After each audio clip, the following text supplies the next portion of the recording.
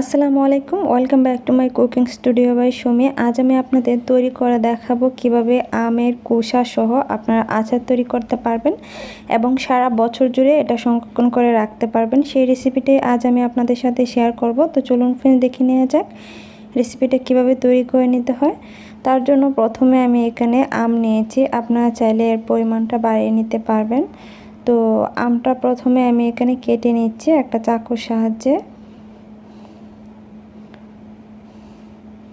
তো আমটা কিন্তু এটা আপনারা দেখতে পাচ্ছেন খুব অল্পতে কিন্তু কাটা যাচ্ছে, এটাতে কিন্তু এখনও আপনার বিচিটা ভালোভাবে হয়নি।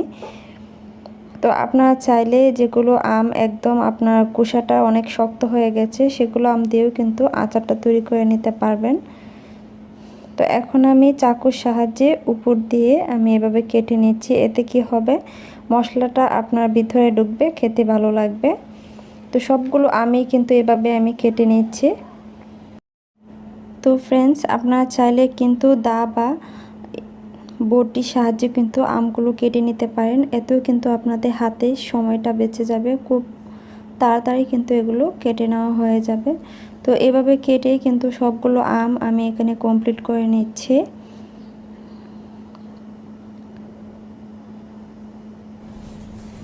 তো ফ্রেন্ডস, দেখতে পাচ্ছেন আমার সবগুলো আম এভাবে কেটে নেওয়া হয়ে গেছে। এভাবে আমি সবগুলো আম আমি কেটে নিচ্ছি। তো সবগুলো আম আমি এভাবে কেটে নেওয়ার পর এখন আমি এই আমগুলোতে অ্যাড করে দিচ্ছি হাফ চা চামচের মতো হলুদের গুঁড়া, দিয়ে দিচ্ছি হাফ চা চামচের মতো মরিচের গুঁড়া। এখন আমি এটাকে একটু ঝাঁকিয়ে এটাকে মিশিয়ে নিচ্ছি। আপনারা চাইলে হাত দিয়েও কিন্তু এটা মিশিয়ে নিতে পারেন। আপনাদের হাতের কাছে যদি রোদের ব্যবস্থা থাকে তাহলে এটা একটা প্লেটে দিয়ে 1 থেকে 2 ঘন্টার জন্য একটু রোদে দিয়ে দিতে পারেন। রোদে দেওয়ার ফলে আপনার আমের মধ্যে যে আপনার এক্সট্রা পানিটা থাকে সেটা কিন্তু আপনার শুকিয়ে যায়। তো আমি এটা রোদে না দিয়ে আমি এটা ফ্যানের নিচে 1 থেকে 2 ঘন্টার জন্য আমি এভাবে রেখে দিব। এতে কি হবে আপনার এক্সট্রা পানিটা শুকিয়ে যাবে। তো চলে আসছি 1 থেকে 2 ঘন্টা পর। এখন আমি আপনাদের মশলাটা একটু দেখিয়ে দিচ্ছি। প্রথমে যে একটা বাটিতে আমি মশলাটা নিয়ে নিচ্ছি, এটা কিন্তু আপনার দেখতে আপনার রাঁধুনির মতো দেখতে, কিন্তু এটার নাম হচ্ছে লইন। এই মশলাটা দেওয়ার চেষ্টা করবেন, এটা আচারের মশলা, দিলে খুব সুন্দর একটা ফ্লেভার আসে। আর এই মশলাটার নাম হচ্ছে মিষ্টি জিরা, এটা যে কোনো মুদির দোকানে কিন্তু পাওয়া যায়। আর এটা পাঁচফোড়ন, এখানে আমি আস্ত ধনিয়া, আস্ত মিষ্টি জিরা আর জিরা নিয়েছি। তো আপনাদের কাছে যদি খুব ঝামেলার মনে হয় তাহলে শুধু পাঁচফোড়ন দিয়েও কিন্তু আচারটা তৈরি করে নিতে পারবেন। আমি আজকে আচারটা গুড় দিয়ে তৈরি করব, আপনারা চাইলে চিনি দিয়েও কিন্তু আচারটা তৈরি করে নিতে পারবেন। তো চলে যাচ্ছি চুলায়। প্রথমে একটা প্যান বসিয়ে দিয়ে আমার যেখানে ছোটো সাইজের মশলাটা আছে সেই মশলাটা আমি রেখে সবগুলো মশলাই কিন্তু এখানে আমি দিয়ে দিয়েছি, কারণ ছোটো মশলাটা দিলে কিন্তু এটা সহজে আপনার পুড়ে যাবে। এটা কিন্তু আমি পরে দিব, যখন একটু কালারটা একটু চেঞ্জ হয়ে আসবে তখন আমি ওই মশলাটা এখানে অ্যাড করে দিব। তো আপনারা দেখতে পাচ্ছেন কালারটা চেঞ্জ হয়ে এসেছে, মশলাটা ভাজা হয়ে গেছে। এই মশলাটা দিয়ে আমি কিছুক্ষণ নেড়ে চেড়ে জাস্ট আমি এটা নামিয়ে গুঁড়ো করে নেব। তো এটা আমার হয়ে গেছে, আমি একটা সাইডে রেখে দিচ্ছি। এখন অন্য একটি প্যানে এখন আমি এখানে দিয়ে দিচ্ছি সরিষার তেল, দিয়ে দিচ্ছি 2 থেকে 3টি তেজপাতা, আর দিয়ে দিচ্ছি 4 থেকে 5টি এলাচ, দিয়ে দিচ্ছি দারচিনি 4 টুকরো।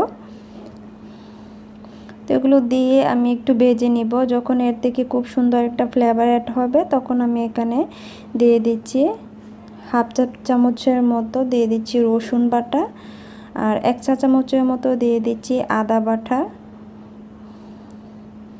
এগুলো একটু মিশিয়ে নিচ্ছি। যখন বলক চলে আসবে তখন আমি এখানে আমগুলো যে আমি রেখেছিলাম সেই আমগুলো আমি এখানে অ্যাড করে দিব।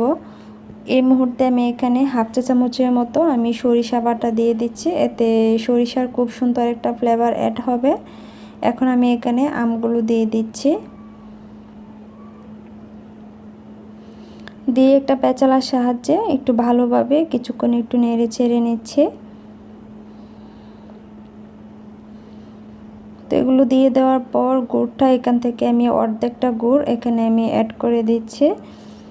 চিনি দিলে আপনার আচারের যে কালারটা সেটা কিন্তু একটু সাদা হয়। যাদের কাছে চিনির আচার ভালো লাগে তারা চিনি দিয়ে দিতে পারেন। বিশেষ করে আচার কিন্তু গুড়ের আচারটা কিন্তু অন্যরকম টেস্ট আসে, আমার কাছে ভালো লাগে। আপনারা চাইলে গুড় দিয়ে এভাবে আমার মতো দিতে পারেন। তো কিছুক্ষণ নেড়ে ছেড়ে দেওয়ার পর আপনারা দেখতে পাচ্ছেন এটা আপনার গুড়টা গলে গেছে। এই মুহূর্তে আমি এখানে 1 চা চামচের মতো দিয়ে দিচ্ছি চিলি পাউডার, আর আমি যে মশলাটা গুঁড়ো করে রেখেছিলাম সেই মশলাটা এখানে অ্যাড করে দিচ্ছি 1 চা চামচের মতো। মশলাটা আপনারা দেখে বুঝতে পারছেন মশলাটা কিন্তু আমি একদম গুঁড়া করে নিই, হালকা একটু আস্ত আছে। এভাবে আচারের মশলাটা তৈরি করলে কিন্তু আচারটা খেতে ভীষণ ভালো লাগে। যখন মশলাটা দাঁতের নিচে পড়ে তখন কিন্তু খেতে ভীষণ ভালো লাগে। চেষ্টা করবেন আস্ত একটু হালকা পরিমাণে মশলাটা আস্ত রাখার জন্য।